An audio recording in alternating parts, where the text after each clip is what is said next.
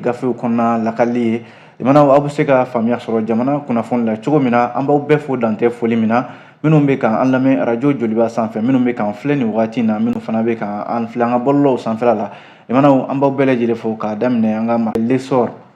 min ye le matin ale bi yan le pelinkan bi yan nɔ nouveau réveil ale b'an bolo kɔrɔ fo ka taa se le soir de Bamako nouvelle horizon fana bi yan ani les échos welewele ni fasiridi sɛbɛn ninnu jamanaw an bɛna ninnu de lakale min ye l'essor ye an bɛ lakali daminɛ ale la ayiwa l'essor ka bi kuma tɛ dɔwɛrɛ ye ko min ye an ka minnu bɛ yen n'olu de bɛ députéya jɔyɔrɔ la furanjɛla fanga kɔnɔna la conseil national de transition CNT limana ko u ye sariya dɔw u ye olu ta kɛrɛnkɛrɛnnenya la an ka sanuko koɲɛw la a jarala k'a fɔ sanuko kibara kɛrɛnkɛrɛnnenya la sariya min bɛ na jamanakuntigi fɛ ayiwa utukalo tile 4 tɛmɛnen na ko CNT ka sigi ayiwa min ye sariya dɔw ye olu ka ta olu cɛ yɛrɛ la cogo min na a jarala k'a fɔ u ye sariya 2 ta n'o ye projet de loi 2 ye a projet de loi 2 in limanaw a bɛ tali kɛ mun na o de ye ko ayiwa sanuko n'i ye jateminɛ kɛ Mali kɔnɔna la yan nɔ fɛn do min ni waati jan limanaw sanu kɔni ye Mali dugujukɔrɔ nafolo de ye nka jateminɛ de kɛra k'a fɔ a mɛnna sanu bɛ bɔ Mali la yan nka sanu tɛ dɛsɛ bɛ de ka yeleku malidenw ye n'i ye jateminɛ kɛ o kibaruya in jamanakuntigi de bɔr'o kalama kɔsa in na jamanaw o de la a ye yɛrɛjɛkulu dɔ wuli ka jɔ ko ka ayiwa sɛgɛsɛgɛliba kɛ n'o ye audit financier ye ka ɲɛsin sanuko ma jamanaw o audit financier min filɛ nin ye n'o de ye sɛgɛsɛgɛli yɛrɛ ye ka ɲɛsin ayiwa sanuko ma an ka jamana kɔnɔ o kɛra gafe belebeleba ye ka taa di jamanakuntigi ma o de kɔfɛ jamanakuntigi y'a ɲini ko ayiwa sariya kura ka ta min ye sanuko la Mali kɔnɔna la code minier o ka yɛlɛma yɔrɔ nin t'a yɛlɛma ko fɔlɔ ye o nin na ka siɲɛ 7nan de ye code minier ale ka yɛlɛma Mali kɔnɔ yan sabu k'a daminɛ san 1963 san 1970 san 1991 san 1999 2012 2019 limanaw ni san bɛɛ lajɛlen kɔnɔ Mali sanuko ayiwa sariya min bɛ a ko la a yɛlɛmayɛlɛmaniw donna la ni san ninnu kɔnɔna la yɛlɛmani laban min filɛ n'o o bolodalen filɛ nin ye kunungo an ka ayiwa député bulon maaw fɛ minnu ye CNT maaw ye u ka sigi kɛrɛnkɛrɛnnen n'o ye session extraordinaire ye u ye sigi kɛ k'a fɔ ko Mali sanu limanaw a jarala k'a fɔ minnu bɛna sanu bɔ Mali kɔnɔ yan u ni jamana marabaw jamana ta kana k'a la ayiwa sanu ka bɔ ka taa n'a ye jamana tɛ foyi sɔrɔ sabu o kuma de kun ka ca yan kosɛbɛ k'a fɔ sanu bɛ bɔ Mali la yan nka jamana tɛ foyi sɔrɔ a la ni code minier min sigilen filɛ nin hali n'a fɔra k'a fɔ ayiwa yɔrɔ sale min bɛ da i kan n'o ye exonération ninnu ye ko o bɛɛ lajɛlen bɛna bɔ a la jamana de bɛna i sen don a ko yɛrɛ la minnu bɛna sanu bɔ o minnu bɛ taa n'a ye wa jamana yɛrɛ n'a fɔra k'a fɔ sanubɔ bɛ baara bɛ kɛ jamana bɛ i sen don a ko la a baara bɛɛ lajɛlen bɛ kɛ jamana yɛrɛ ɲɛna o kun ye mun ye jamana sanu min bɛ bɔ a bɛɛ kana cɛ ka taa n'a ye fan dɔw ka to Mali la yan jamana yɛrɛ ka ta sɔrɔ a la jamanaden minnu bɛ yen ni sanuko gɛlɛya minnu bɛ sanuko kuma la minnu y'a jira k'a fɔ sanu bɛ bɔ ka taa ni a ye Mali tɛ foyi sɔrɔ a la ayiwa fɛɛrɛ bɛ se ka sɔrɔ o gɛlɛya ninnu na cogo min na o de la ayiwa minisiri 2 olu tun bɛ CNT maaw ɲɛma kunungo ministre des mines ayiwa ale min ni ka taa se a baarakɛɲɔgɔn minisiri min bɛ loko kunna Alfuseni Sanu ani Amadu Keyita olu de tun ye ayiwa minisiriw ye minnu bɛ ka nin sariya kofɔlen a lafasa yɔrɔ ka kɔn bi ɲɛ conseil des ministres min ni o kun kɛra juin kalo tile 21 tɛmɛnen na o conseil des ministres de y'a ɲini ko Mali code minier n'o ye sariya min bɛ sanuko la Mali kɔnɔ a ka falen CNT ka sigi kɛrɛnkɛrɛnnen jamana ko a donna ba la sabu kunungo bolowuli kɛra a jarala k'a fɔ sariya kofɔlen min filɛ n'o taara a jarala k'a fɔ maa 100 ni maa 41 olu sɔnna a ma min bɛ maa kɔni ma sɔrɔ min ma sɔn ani sariya kofɔlen maa ma sɔrɔ fana min y'i yɛrɛ minɛ o b'a jira k'a fɔ jamanaw min bɛ tali kɛ kɛnyɛrɛyew ani Mali jamana minnu bɛ yen n'olu bɛ fɛ k'u sen don sanuko la ayiwa min ye Alfuseni Sanu ye a ko san o san Mali bɛ se ka miliyari 500 k'o sɔrɔ sanu la min bɛna kɛ sababu ye jamana ayiwa a bɛ fɛn caman sɔrɔ sanuko la min ye ni session kɛrɛnkɛrɛnnen ye jamanaw ni ayiwa sariya in talen kɔfɛ ayiwa kunnafoni kura dɔ bɔra ka bin CNT kɔnɔ o kunnafoni CNT maaw ladɔnniyara o la k'a fɔ ko Mali dɔnkilidalaba min bɛ yen n'o ye Salif Keita ye ko ale kɔni ye walan sɛmɛ ka bɔ CNT kɔnɔna la ka sababu kɛ a yɛrɛ ka kuntina ko dɔw ye. Kunnafoni filɛ jamana an ye nin bɔ l'histoire kɔnɔ aw bonya b'a la.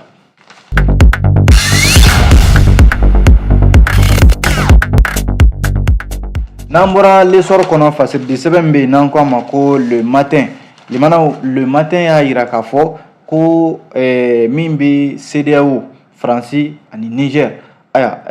min bɛ tali kɛ nin waati in na yɔrɔ Mali ka ministre fila bɛ yen n'o ye Sadio Kamara ani Abdoulaye Maïga ninnu bɛ ka fɛɛrɛ jɔnjɔnw tigɛ walasa min bɛ Niger a faaba Niamey a bɛɛ lajɛlen bɛ se ka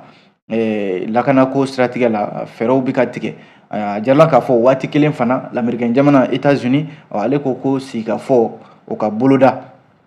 limanaw an b'o la waati min na maa minnu bɛ yen n'olu ye fanga dafiri n'o ye junte ye min bɛ tali kɛ Niger jamana kɔnɔ k'olu ye mara ɲɛmaa kura u y'o boloda n'o ye premier ministre kura ye u y'o sigi walasa limanaw n'i y'a jateminɛ Mali ni Burkina kɔni yɔrɔ ntɛnɛn tɛmɛnen olu ye u fɛla jira ka ban f'u ye ciden kɛrɛnkɛrɛnnenw yɛrɛ ci ka taa Niger jamana kɔnɔna la walasa ka t'u ka dɛmɛ an'u ka dɛmɛ k'o yira Niger jamana na n'i ye jateminɛ kɛ États-Unis ale kɔni ko sigikafɔ k'o ye damu ye ko sigikafɔ ka boloda limanaw communauté économique des états de l'Afrique de l'Ouest k'a bɛna fɔ CEDEAO a tun bɛ sanayɛlɛ min na k'a fɔ fo diyagoya ko Niger maa minnu ye fanga dafiri ko fanga ka minɛ u la k'a bɛna fɔ CEDEAO a ye dugumana ɲini sa a jigira duguma nin ko in na sabu CEDEAO bɛ mun ɲini bi k'o fana ye sigikafɔ ye sabu a jala k'a fɔ sini alamisa CEDEAO kan ka sigi kɛrɛnkɛrɛnnen kɛ n'o ye sommet extraordinaire ye o kan ka kɛ Nigeria ale duguba min bɛ n'o k'a ma ko Abuja limanaw fasiri n'o ye le matin ye a ko nin jɛkuluba min filɛ n'o ye CEDEAO ye ni dɔw yɛrɛ ko a jamana ɲɛmɔgɔw dɔrɔn de ka hakɛw bɛ ka lafasa a kɔnɔna la syndicat des chefs d'état limanaw ko a bɛ n'a fɔ u segira kɔ sabu u kun ko Niger diyagoya fanga ka minɛ ko u segilen min filɛ nin kɔ nin ye limanaw k'a fɔ sini alamisa u bɛna sigikafɔ kɛ maaw kɔni sigin bɛ ka o kɔnɔ u bɛna jaabi min di o la o waati kelen ja min ye maa minnu bɛ yen ni olu ye fanga dafiri n'o ye général Tchani a n'a ka cɛdenw ye k'olu ye premier ministre kura ale sugandi premier ministre kura in ntɛnɛn wulada yɛrɛ fɛ a tɔgɔ de ko Ali Lamine Zein limanaw maa kura tɛ Niger fanga marako la sabu ko a ye ministeriya yɛrɛ a kun ye ministeriya jɔyɔrɔ kɛ n'o ye sɔrɔ ni nafoloko ministeriya ye waati min na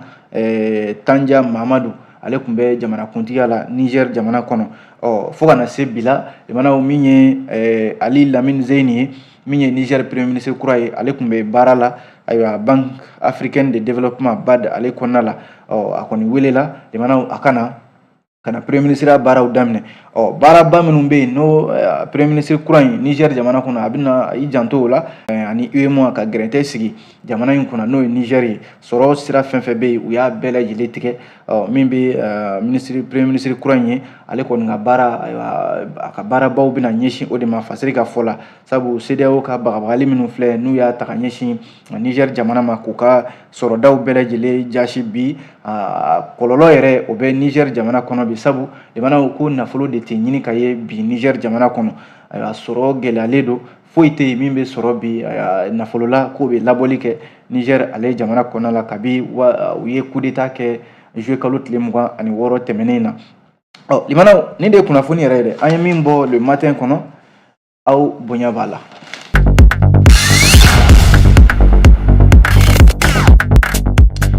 Limanaw min ye ni fasidi sɛbɛn le matin ale ni fasidi sɛbɛn le pelinkan olu bɛ ɲɔgɔn dafa ni kunnafoni ninnu na sabu a jarala k'a fɔ ale don a ka sɛbɛnw na limanaw n'o y'a ka textes ye ko n'i y'a lajɛ CEDEAO sigi kelen bɛ k'a kɔnɔ majɛ minnu bɛ a ka sariyaw la limanaw a ka falen don o la kabi coup d'état min kɛra Mali la yan nɔ utu kalo la san 2020 tɛmɛnen na kana mai kalo fana na san 2021 o mana bɔ yen Burkina fana ta janvier kalo san 2020 ani septembre kalo san 2022 o coup d'état fana fila fana tugula ɲɔgɔn na Burkina Faso jamana kɔnɔ limanaw ka fara Guinée fana ta kan communauté économique des états de l'Afrique de l'Ouest CEDEAO limana tiɲɛ yɛrɛ la CEDEAO bɛ n'a fɔ a fanga bɛ ka dɔgɔya don o don sabu u b'a fɔ ko min man ɲi n'o de ye fanga dafiri ye coup d'état limana o coup d'état kelen o bɛ tila ka kɛ tuguni u sigilen ɲɛna limana CEDEAO ɲininkali kelen de don n'a sɔrɔla a fanga bɛ ka dɔgɔya n'a sɔrɔla CEDEAO ko yɛrɛ de tɛ ka a tɛ dabilali yɛrɛ de sira kan fasiri de ka kuma ye le pelinkan minnu bɛ yen n'olu bɛ CEDEAO ɲɛmɔgɔya la bi n'o ye chef d'état ninnu ye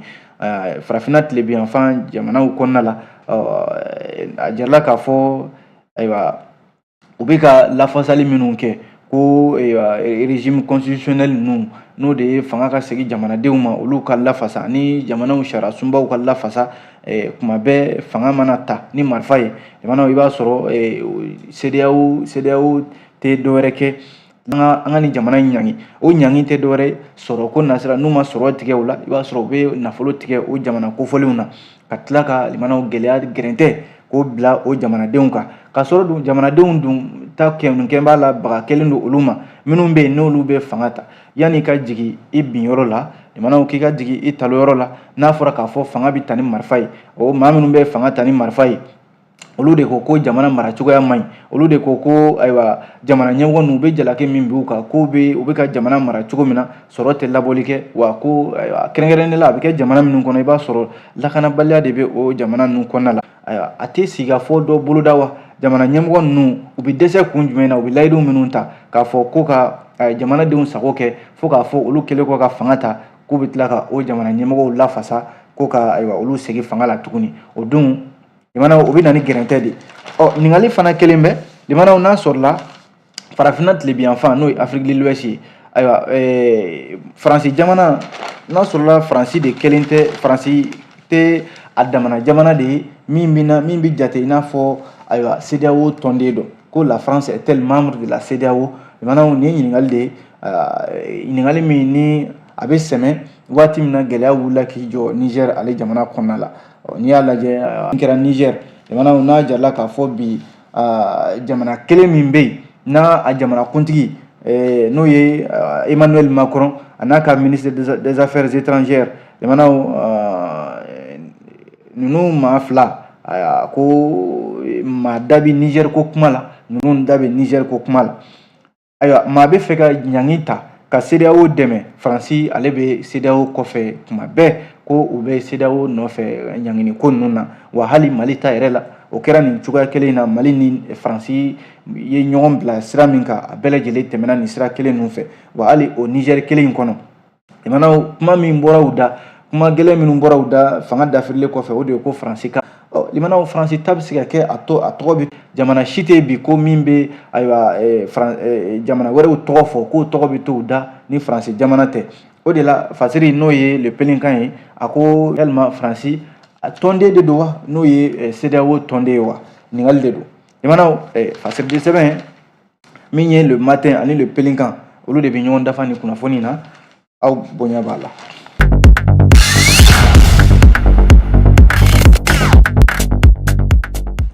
n'an bɔra yen nɔ limanaw fasiri sɛbɛn bɛ yen n'an k'a ma ko a ko nafolo tunuko kumaw de bɛ nin fasiri in kɔnɔna la a ko coronavirus bana n'o ye COVID-19 ye coronavirus bana bɛ n'a fɔ fɛn de don min ni ayiwa ale ka yɔrɔ a fɔra de ko a ka maafata cayara kosɛbɛ nka Mali la yan limanaw ko coronavirus ale bɛ maaw balo de ni nin fɔra yɔrɔ nin bɛ maaw dabali ban ko ale ta kɔni kɛmɛ a bɛ maa min balo o ka ca a bɛ maa min fa sabu nafolo min bɛ don coronavirus bana la bana kɛlɛli la de bɛ yen i b'a sɛgɛli laban minnu bɛ kɛ ayiwa coronavirus bana a kɛlɛli la nafolo min bɛ don a hukumu kɔnɔna la limanaw a nafolo ninnu caman de bɛ yen minnu ni fiɲɛ bɛ taa n'a ye a taa yɔrɔ tɛ dɔn sɛgɛsɛgɛli laban min yɛrɛ kɛra kɔsɔn in na o ye k'a fɔ ko 496,000 ɲɔgɔnna o kɔni o ɲimina i b'a fɔ ko karɔti o la sa vérificateur général ka kuma la 400,000 ani 90,000 ni a n'a kunkanfɛ limanaw ko o de tununa so ani kungo cɛ projet d'intervention d'urgence COVID-19 ale hukumu kɔnɔna la o la sa san ba ka damina san 2021 tɛmɛnen in na o juillet kalo tile fɔlɔ ka n'a bila décembre kalo tile 31 san 2021 ka n'a bila san 2022 la limanaw kunnafoni wɛrɛ bɛ yen min ka jugu ni nin bɛɛ lajɛlen ye sɛgɛsɛgɛli wɛrɛ min ni o kɛra a jarala k'a fɔ ko hali miliyari 1 ɲɔgɔnna fana o tununa so ani kungo cɛ limanaw o miliyari 1 k'a daminɛ mai kalo tana la o miliyari 1 fana o tununa limanaw o fana ka bɔ yen nɔ ko miliyɔn 939 fana o fana tununa tuguni kalo 6 furancɛ la k'a daminɛ janvier kalo tile fɔlɔ ka n'a bila juin kalo tile 30 san 2021 nin bɛɛ lajɛlen sɛgɛsɛgɛliw ye vérificateur général ye sɛgɛsɛgɛli minnu kɛ nafolo kasabi min bɛ ta ka di ko ka ayiwa coronavirus bana k'a kɛlɛ n'a ye ko nafolo ninnu caman de bɛ yen a bɛ taa cogo wɛrɛ la a kan ka don da min fɛ a tɛ don o da fɛ o de la fasiri n'o ye le nouveau réveil a ko coordinateur min bɛ ni cakɛda in kunna projet d'intervention d'urgence ni o ye docteur Seydou Goyita ye yalima ale jɔn de bɛ ka birifini lakana birifini biri ale ka bi ale de bɛ ka jamana de bɛ ka a kɔlɔsi walima jamana bɛ k'a ka ayiwa nin wale ninnu ye k'i ɲɛtugu a kan wa sabu limanaw kojugu mana kɛ ɲɛmɔgɔ ale de tɔgɔ bɛ ta dɛ a jarala k'a fɔ ko covid 19 halisa a ko bɛ ka labɛn cogo min na nafolo minnu bɛ ka don a la fo ka n'a bila bi la limanaw a jarala k'a fɔ san 2021 san 2022 ani k'a daminɛ san 2020 na fo ka na se sisan ma nafolo kasabi miliyari ni miliyɔn olu de tunu ko kuma bɛ fɔ limanaw a taa yɔrɔ tɛ dɔn o de la fasiri yɛrɛ ɲininkali kɛ ko coordinateur min filɛ n'o ye docteur Seydou Goyita ye ayiwa a fana lakanani de don wa ne ka kuma tɛ dɛ le nouveau réveil de y'a fɔ ale nouveau réveil ka kuma la a jarala k'a fɔ nafolo tunuko kuma dɔ fana bi yan tuguni n'o ye ayiwa min ye Bankasi filɛ nin ye Kayi mara la ani Kayi yɛrɛ cɛman jan ko o mairie kɔnɔna la a jarala k'a fɔ yen fana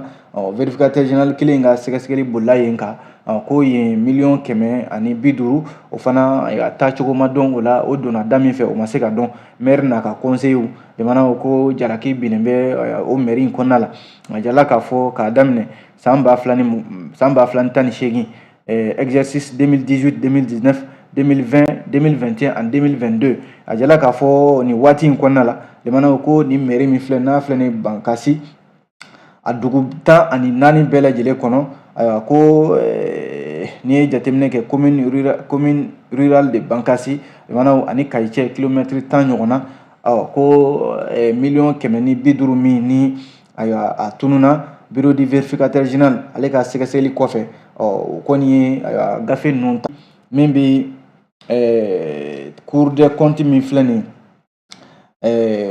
cour d'appel la limanaw o fana ka tila k'a bila commune 3 min ye procureur de la République près du tribunal de instance commune 3 Bamako district kɔnɔna la min bɛ pôle économique et financier ale kunna walasa nafolo min filɛ nin n'a fɔra k'a fɔ a taa yɔrɔ ma dɔn a dɔw bɛ yen nɔ sɛbɛnw furu sira sɛbɛnw furudila sɛbɛnw ka taa se wolo sɛbɛnw ma ani nafolo caman de bɛ yen i n'a fɔ dugukolo feerew minnu bɛ yen n'o bɛ di maaw ma ko a ye sigi nin yɔrɔ in na n'a a ɲɔgɔnna caman fo ka taa se fana limanaw min bɛ tali kɛ wolo sɛbɛn dilaw ani a ɲɔgɔnna caman minnu bɛ yen n'a nafolo a jarala k'a fɔ a ma don a dondaw fɛ hali baarakɛlaw yɛrɛ ka sarako dɔw bɛ yen nɔ nafolo caman de bɛ bonya b'a la.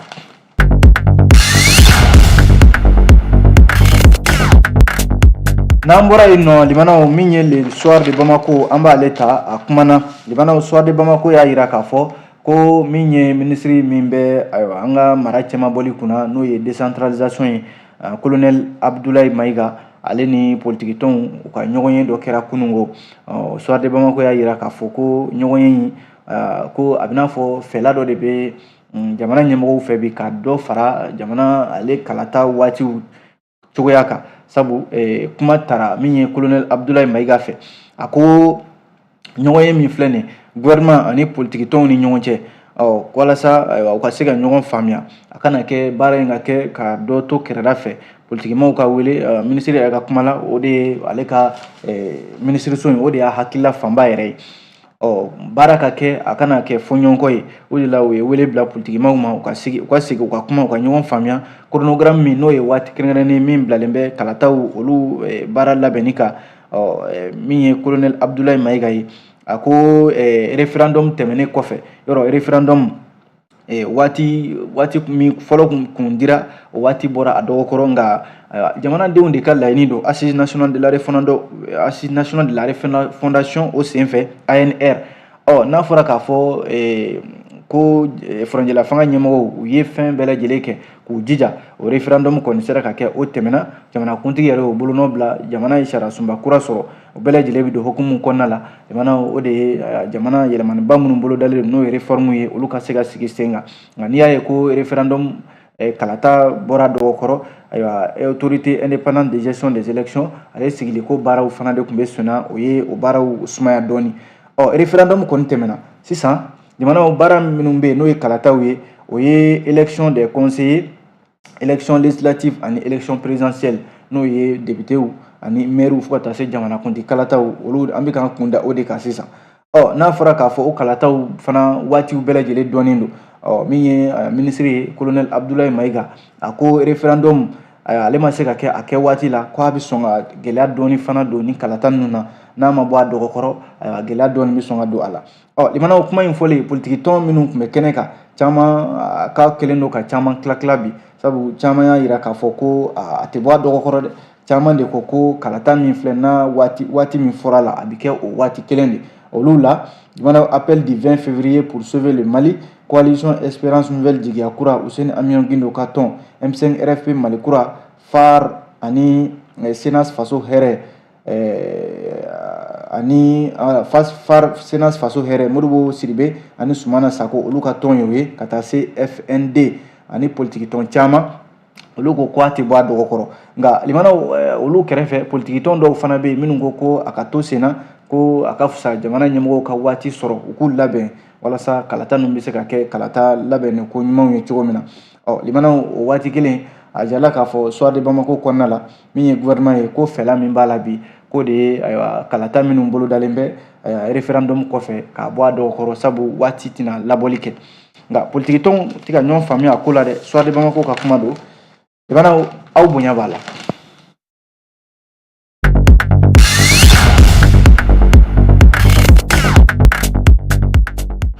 n'an bɔra yen nɔ limanaw fasiridi sɛbɛn bɛ n'an k'a ma ko soir de Bamako ale kumana a jarala k'a fɔ limanaw ko lakanabaliya kɔni ale kuma de bɛ fɔ ka dɔ to yen ka dɔ fɔ ka dɔ to yen limanaw jamana cɛmancɛ kɔnɔna la bi kɛrɛnkɛrɛnnenya la Baɲaŋara mara ko pays dɔgɔn kɔnɔna la limanaw ni pays dɔgɔn fɔra a bɛ dugu damadɔ de ko fɔ Baɲaŋara b'o la Koro b'o la Bankas limanaw jamana cɛmancɛ bi in na a jala k'a fɔ bamanciw ka walejugu binkani wale ni kalo laban ninnu na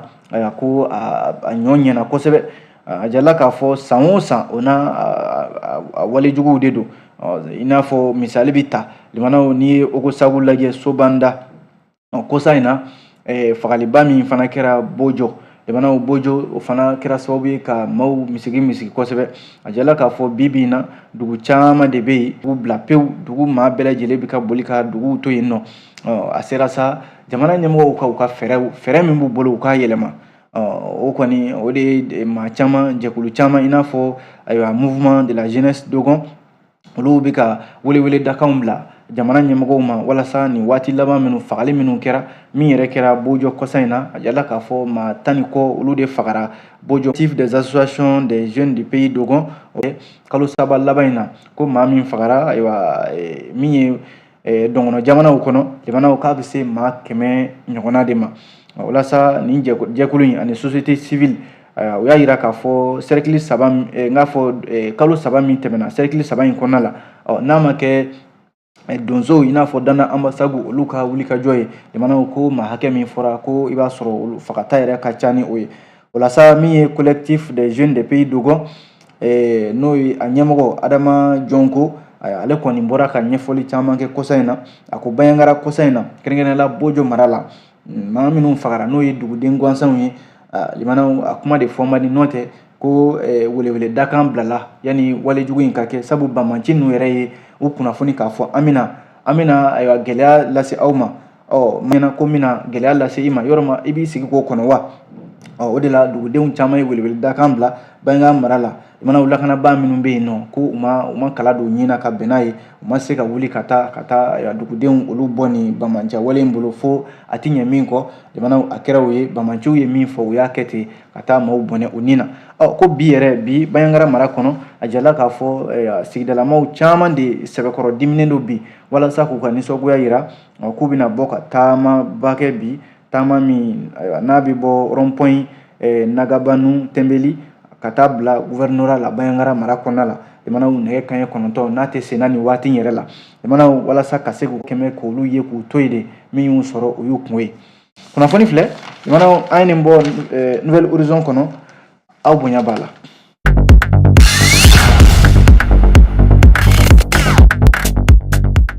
Ayiwa limanaw waati n'a ka waati an b'a kuncɛ ni min ye o ye les échos welewele ye bɔlɔlɔ ale kunkanko kumaw bɛ yan n'o ye réseaux sociaux ye kɛrɛnkɛrɛnnenya la a bɛ fɔ min ma ko TikTok limanaw TikTok ko a bɛ ɲini kana kɛ gɛlɛya ye an ka sifinnakaw bolo kɛrɛnkɛrɛnnenya la musomaninw minnu bɛ yen Bamako yan olu caman de bɛ yen u t'a dɔn ko fo u ka ye cogo la walima ka réseaux sociaux ninnu kan n'o ye TikTok n'a ɲɔgɔnnaw ye limanaw yɔrɔ bi na réseaux sociaux maa si tɛ bi ko i bɛ se ka fɛn kɛ ka réseaux sociaux in k'a kɛ kɛrɛfɛko ye bɛɛ lajɛlen bɛ a sanfɛ bɛɛ b'i mago ɲɛ fɛnw kɛ a sanfɛ nka limanaw Bamako yan a jarala k'a fɔ sifinnaka musomaninw olu de ta kɔni kɛn bɛ cogo sugu bɛɛ lajɛlen la n ka ye n ka tɔgɔ sɔrɔ walima n ka fɛn sɔrɔ a jarala k'a fɔ TikTok o y'a sira suruman dɔ ye bi na i b'a sɔrɔ musomaninw caman de bɛ yen an yɛrɛ ka laadaw tɛ sɔn fɛn minnu ma adamadenya yɛrɛ tɛ sɔn fɛn minnu ma jamanaw ka fini lankolon walima ka u yɛrɛ yira réseaux sociaux ka fɛn fasugu bɛɛ lajɛlen min tɛ ɲɛ adamadenya yɛrɛ la jamanaw i b'a sɔrɔ u t'a kɛ dɔwɛrɛ kama dɛ jama ka ɲɛ jama ka n tɔgɔ fɔ walima n ka fɛn sɔrɔ o n'a ɲɔgɔnna caman jamanaw k'i sigi telefɔni kelen kɔfɛ ko TikTok mana o TikTok in ni kɔni b'a kan ka ban e ni jama na ɲɔgɔn ye k'a sɔrɔ ni i ma koba kɛ bi na o de bɛ senna musomaninw de ta ka jugu a la kosɛbɛ olu ta ka fɛn ɲini o man gɛlɛn dɛ u ka fɛɛrɛ bɛ tiɲɛ Mali kɔnɔ bi dɛ an b'a bila yan jamanaw Echo de ye nin kuma fɔ ni Ala sɔnna sini an bɛ ɲɔgɔn sɔrɔ nin kɛnɛ kelen kan gafe kuraw mana bɔ k'o lakale a k'an bɛn diɲɛ waati wɛrɛ. Ni kun y'aw ka kunnafoni gafew kɛnɛ ye ni Balimaya Couture ka dɛmɛ ye Balimaya Couture ka baara ɲɛsinen don kɛrɛnkɛrɛnnenya la an ka ladalafiniw kalali ma Mamadu Traoré fɛ yen ni bɛɛ ko Maduba nɛgɛjuru sira 76 11 63 88 66 66 51 37 97